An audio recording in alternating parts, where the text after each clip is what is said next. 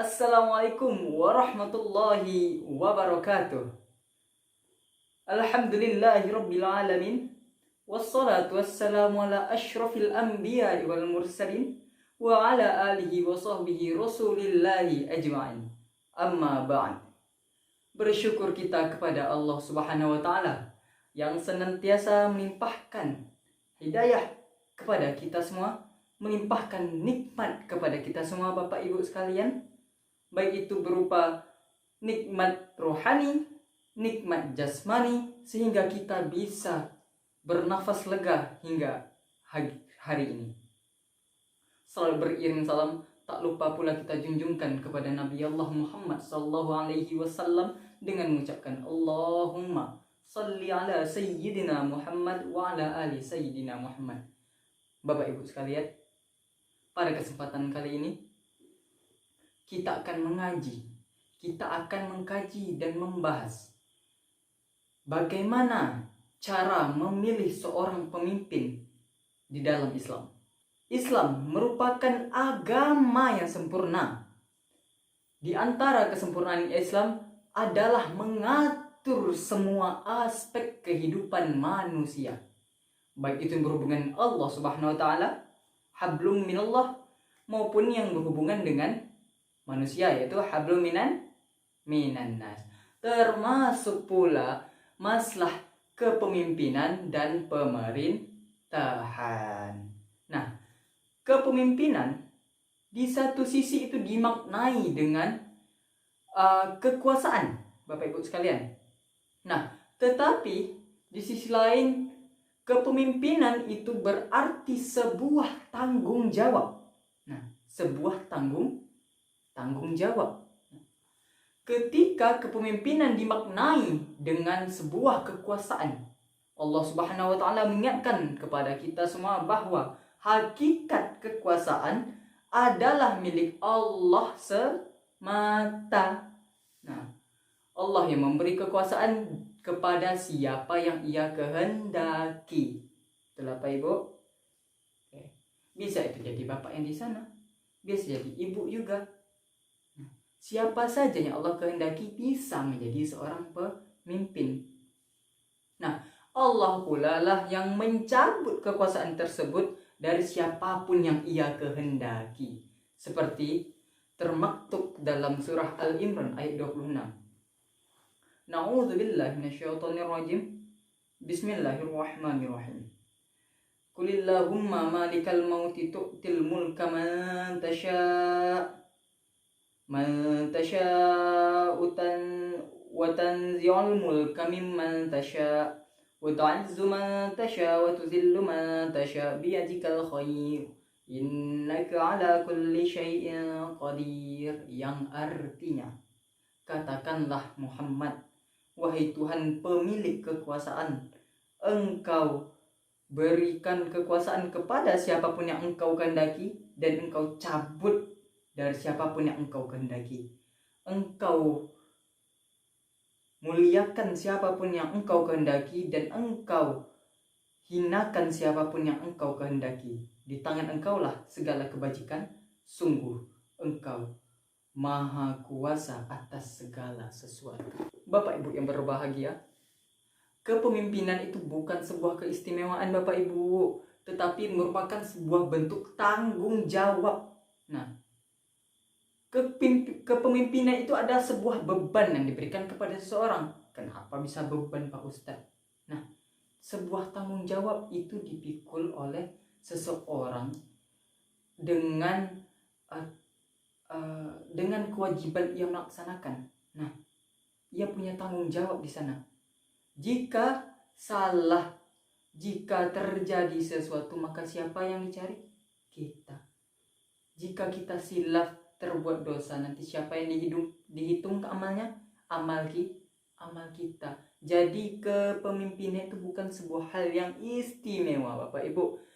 Kepemimpinan bukan pula fasilitas, tetapi sebuah pengorbanan. Betul apa betul?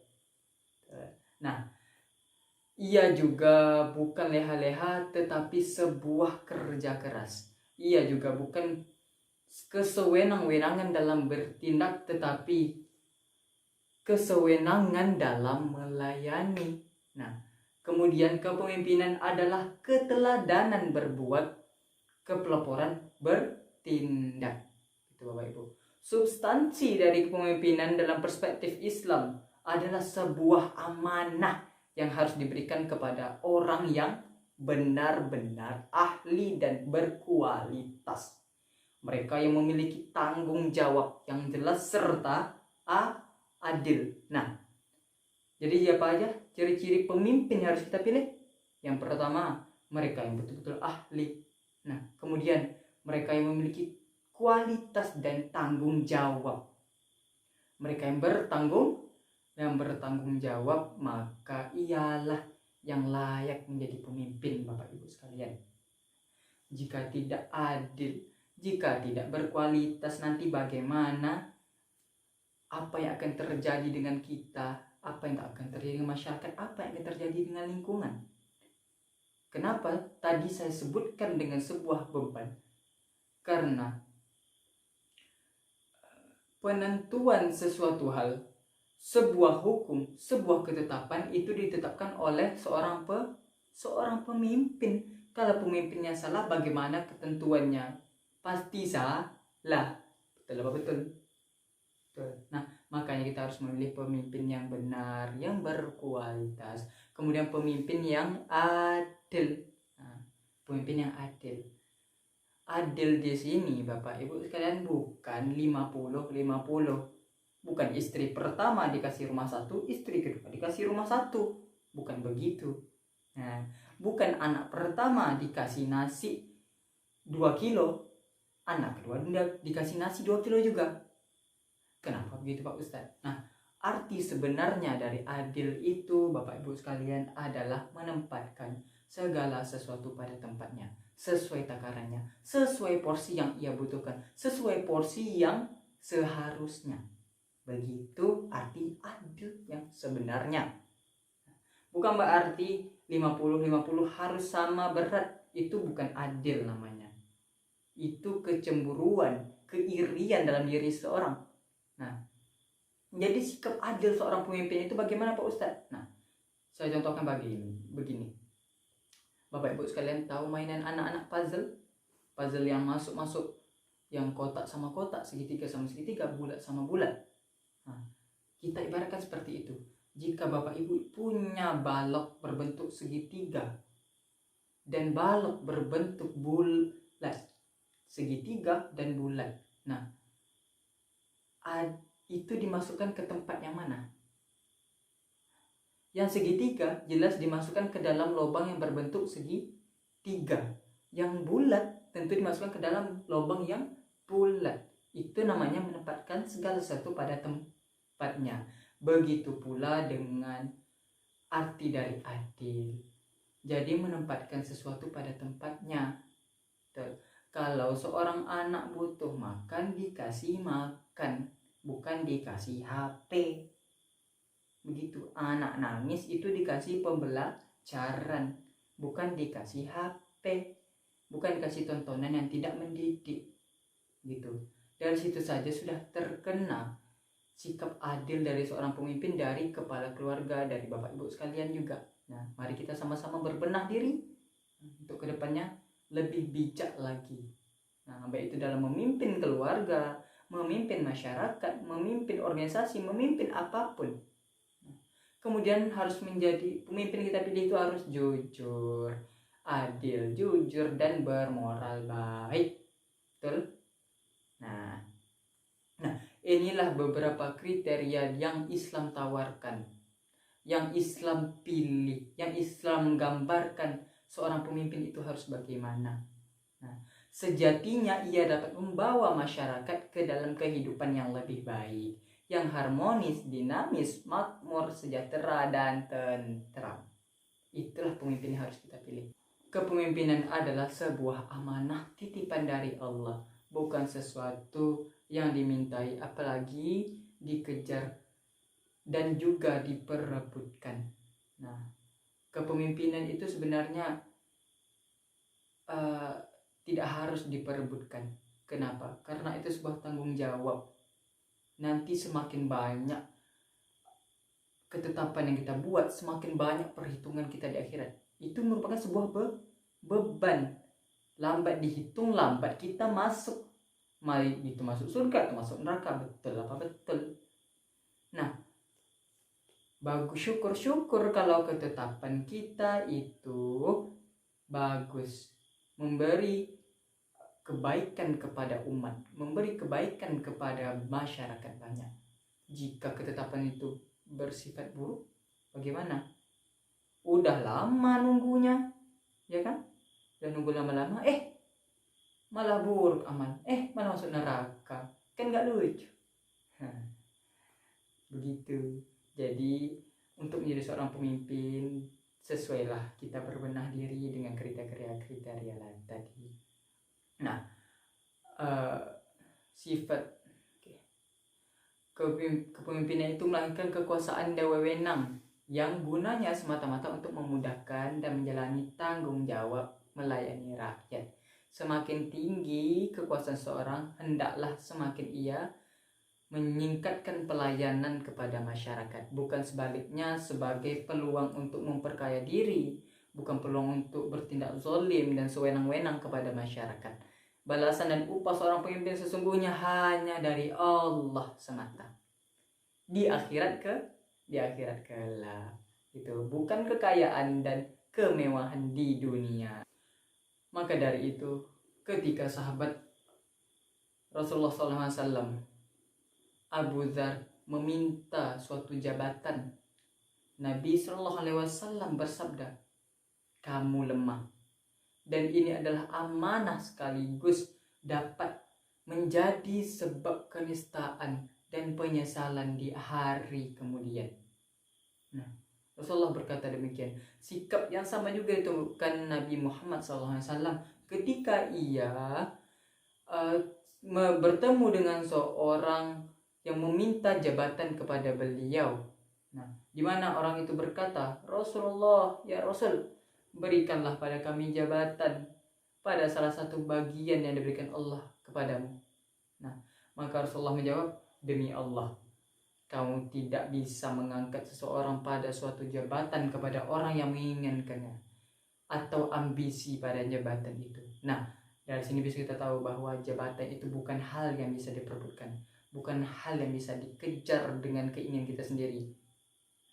Jabatan itu akan diberikan Allah Subhanahu wa taala kepada ia yang layak, kepada ia yang masuk kriterianya tadi. Yang seperti apa? Yang adil, yang paham agama, yang bermoral, berakhlakul karimah, gitu. Bukan ia yang serakah, bukan ia yang akan memberikan dampak buruk bagi masyarakat. Kemudian kepemimpinan itu menuntut keadilan. Keadilan adalah lawan dari penganiayaan, penistaan, dan pilih kasih. Keadilan harus dirasakan oleh semua pihak dan golongan. Di antara bentuknya yaitu dengan mengambil keputusan yang adil dari dua pihak yang berselisih. Itu adalah contoh dari keadilan. Nah, mengambil keputusan dari dua pihak yang berselisih dengan tepat. Nah, makanya itu sebuah beban sebenarnya, tapi itulah peran seorang pemimpin yang adil. Kemudian, mengurus dan melayani semua lapisan masyarakat tanpa memandang agama, etnis, budaya, dan latar belakang. Sesuai pada Al-Quran surah Sad ayat 22, yang artinya, "Wahai Daud, kami telah menjadikan kamu khalifah di bumi, maka berikanlah putusan pada manusia dengan hak, yaitu adil, dan janganlah kamu mengikuti hawa nafsumu." Allah Subhanahu wa taala menjelaskan di Al-Quran dan Rasulullah menjelaskan dalam hadis sebagai pelengkap. Sebagai pedoman hidup, umat Islam sudah mengatur, Al-Quran dan hadis sudah mengatur sejak awal bagaimana seharusnya kita memilih dan menjadi seorang pemimpin. Seperti yang termaktub di dalam Al-Quran yang sudah saya jelaskan tadi, kita harus memilih pemimpin yang bagaimana tadi, Bu, Bapak Ibu sekalian. Kita harus memilih pemimpin yang adil, yang bertanggung jawab, yang beretika, yang bisa memberi keputusan yang baik kepada masyarakat. Pemimpin seperti inilah yang harus kita pilih. Dan untuk Bapak Ibu sekalian yang sudah terniat hati untuk berambisi menjadi seorang pemimpin, mungkin bisa dipikirkan 2 kali lagi Bapak Ibu, karena kepemimpinan bukan sesuatu yang bisa dikejar semata. Kepemimpinan tadi datangnya dari Allah Subhanahu wa taala, sebuah amanah yang diberikan oleh Allah. Jadi jika kita sudah diberikan amanah, maka jalanilah dengan adil dan bertanggung jawab. Nah, selain memiliki akhlakul baik, akhlakul karimah kepada masyarakat, ia juga harus memiliki hubungan baik kepada Allah Subhanahu wa taala. Hablum minallah. Kita lihat ibadahnya bagaimana Pak Ustaz cara melihatnya? Sholat ke masjid tidak dia? Nah, di rumahnya ada masjid dia datang tidak? Ikut pengajian tidak orang pemimpin kita? Nah, itu salah satu bagaimana cara kita melihat, bagaimana cara dia bergaul dengan masyarakat, bagaimana cara ia berbicara. Kenapa seperti itu Ustaz? Karena Islam mengatur semua aspek kehidupan, mengatur bagaimana adab, cara berbicara dengan siapapun. Maka dari situ bisa kita nilai apakah pemimpin kita ini seorang yang mengerti agama, seorang yang paham cara memimpin masyarakat. Baiklah, mungkin sampai di sini saja pengajian kita pada hari ini. Lebih dan kurang saya mohon maaf. Kita akan bertemu dengan pengajian selanjutnya ya Bapak Ibu sekalian. Wabillahi taufiq wal hidayah. Wassalamualaikum warahmatullahi wabarakatuh.